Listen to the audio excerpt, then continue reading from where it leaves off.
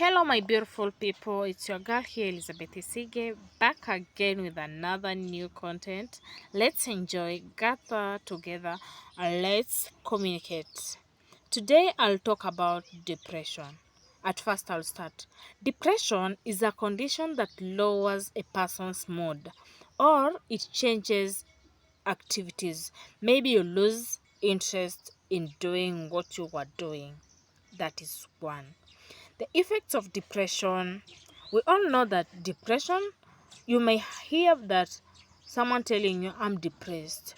Depression has a lot of effects. One, like depression, it may lead to breakdown of family. You disrespect your family members, maybe your brother, your elder brother, or your small brother, your sisters, parents, you disrespect them. Maybe in talking to them, you become more rude. Secondly, it leads to breakdown. You also lose friends, or if you're not losing friends, you avoid them. Like you can be working together at the same place of job, then you start avoiding them, like you don't want to talk to them. You just know that friend of yours is depressed. The third challenge is it's a big one that we all know. It's marriage. In marriage, you get like maybe the husband and wife are not in good terms. One might be depressed, or they might be all of them depressed. So, if you're a parent that is depressed, you're not taking care of your children, it will be very hard because you start mistreating them. Maybe even if the child needs to talk to you, you don't want to talk to her or him.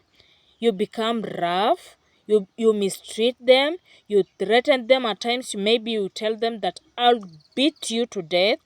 You get like maybe that parent is depressed and it does or he doesn't have someone to talk to. Parents who are depressed are likely to give their children a lot of effects, because you'll get like the children might lose their parents at early age and they have them. They are still alive, but they might lose them because the parents doesn't want to listen to anything that the child needs to tell. So if the parents, you are depressed, when you are talking to your children, they get fear. Fear, it's another disorder. So they get fear because they know that you are very harsh. They cannot communicate with you, they cannot tell you anything. So they become fearful. After that, they might become they might become anxious. Actually, they might get the other disorder, that is anxiety.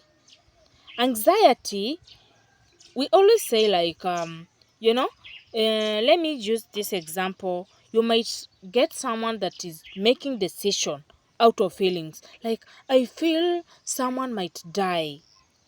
I feel if I tell my parent that that child of someone mistreated me, they might not listen to me, or because she doesn't or he doesn't listen to me, he might say that I'm the one who started the fight. You get? So they become anxious, and that is another disorder. After fear, they become anxious. And also, the children, after being with depressed parents, they might kill themselves. Like you get a lot of these children when they are in the adolescence period, they become like they need someone to listen to, and maybe the parents are the ones to listen to them very much. Maybe they need something and they don't have someone to tell, so they might feel like because they don't have someone to tell, they might go, you always hear they committed murder, or if not murder, they killed themselves. So it just shows that they don't have someone to tell or to talk to about their problem. Also, if they have depressed parents, they don't have someone to tell that I have this problem, or someone threatened me at school. Mostly our children, when they are in boarding school, they undergo a lot of threats, and also at just the road they might meet people that mistreat them, and you didn't know. If you don't listen to them, they might kill themselves. It leads to early death. We lose our kids because we make depression lead us, and we don't feel like we have someone that we are supposed to take good care of. Also, depressed parents might become violent. This is, I think, in depression, most of the people that it affects a lot, they are those couples. So after they become violent, you get like the parents doesn't need to talk to any other person. And when you become violent, you might do it even lively, even when your kids are seeing what you are doing. And when you do that, it affects their real life. It stick in their heads, and they go like, if my mom beat my dad, if my dad beat my mom, what about me? So it affects them mentally. And also, because they are violent, they might become abusive, or it might lead to loss of your partner, because some become violent to that extent of killing. Kids who have grown in such environments, it might lead to that depressive disorder, stress, I just told you, anxiety, and many other disorders that you, as the parents, you might lead to this kid to grow. Lastly, and not the least, the husband and wife bond, it breaks, because you might find that I'm depressed, and maybe in the marriage one of them might say no to conjugal rights. Yeah, they might deny each other the conjugal rights. So you get like, maybe someone is depressed, he won't or she won't be in good mood, and controlling that mood, it's not easy. For someone who is depressed, it is not easy. How do we deal with this depression issue? One, just seek for counseling.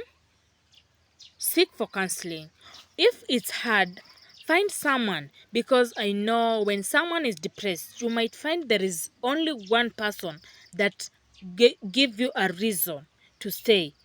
For example, you get this person, he or she listens to you while talking very carefully without giving you a solution. At first, they listen.